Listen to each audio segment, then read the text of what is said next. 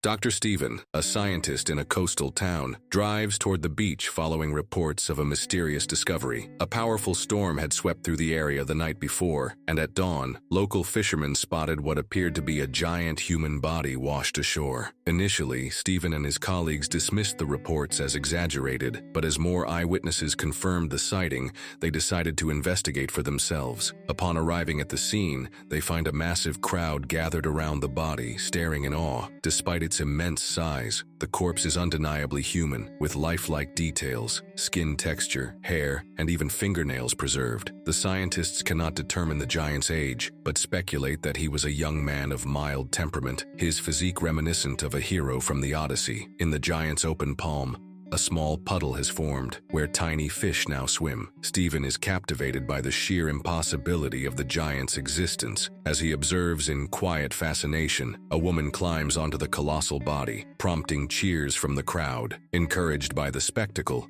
more people follow, scrambling onto the giant's limbs while children play on his massive torso as if he were part of a playground. The giant is treated both as a marvel and as an attraction. From a distance, Stephen watches, unsettled by the sight. He can't shake the eerie feeling that the giant is merely asleep and could wake at any moment, effortlessly crushing the tiny humans swarming over him. As time passed, the initial fascination with the giant began to fade. 3 days later, Stephen returns to the site, having been tasked by his colleagues at the institute to continue observing the body. Though the giant's grandeur has diminished, Stephen still feels a lingering belief that he is somehow alive. As he approaches, he overhears a conversation between 3 men discussing the possibility of butchering the giant's flesh. The once imposing figure has begun to decompose. His body bloats and darkens, while birds pick at the exposed flesh. The next day, Stephen delays his visit until late afternoon, hoping to avoid the crowds that had become a constant presence on the beach. As he approaches the giant's body, he notices the continued decay has aged the giant's once youthful appearance. The once pristine features now appear more weathered, and the details of his face have started to blur. Stephen also observes that the small puddle in the giant's hand,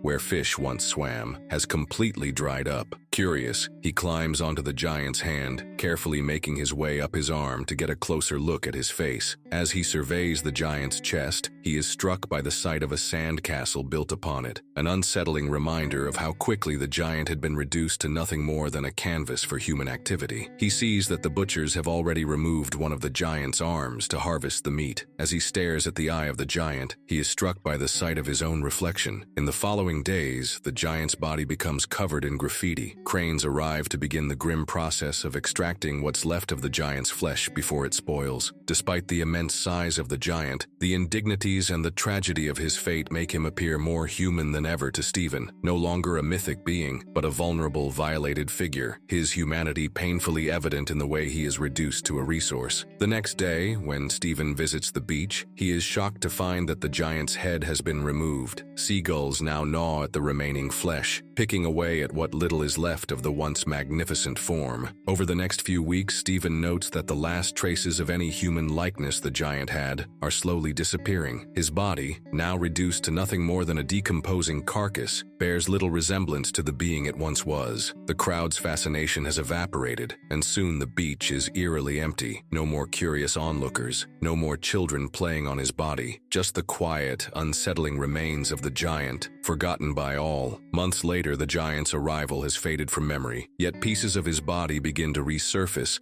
scattered throughout the town in odd, unsettling ways. Most of the remains are bones, casually displayed as decorations in various homes and businesses. Stephen notes that if he were to visit the local pubs or eateries, he might find mummified fragments of the giant, his nose or ears, hanging on walls or near fireplaces, treated as grotesque curiosities, relics of a forgotten wonder. The once immense figure is now little more than a collection of body parts, stripped of meaning, reduced to novelty. Stephen visits a local circus in the town, where he is struck by the sight of the mummified remains of the giant's private parts. The circus has misleadingly labeled the body part as belonging to a whale. The relic has traveled up and down the coast, now reduced to a bizarre attraction for the curious. At the beach, all that remains of the giant are a few scattered bones, barely recognizable. Yet for Stephen, the giant still lives in some sense, and he often dreams of his resurrection, imagining a time when the giant might once again rise from the sea, reclaiming his place in the world.